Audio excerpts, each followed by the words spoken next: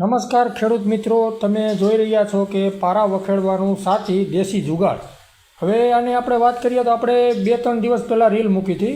એટલે આ જુગાડ તો આપણે 7-8 વર્ષ પહેલાંનો કરતા આવ્યા છીએ, પણ આ તો આપણે શું કે આ વર્ષે પારામાં બહુ ખડનું પ્રમાણ છે. અને બીજા નંબરમાં કે મગફળીમાં દવા છાંટવામાં એક મોટી નુકસાની એ જાય છે કે એક તો મગફળી ઉતરે છે, અને બીજા નંબરમાં ઉપરથી દવા મારીએ તો મગફળીનું નુકસાન વધી જવાને ભય રહે છે.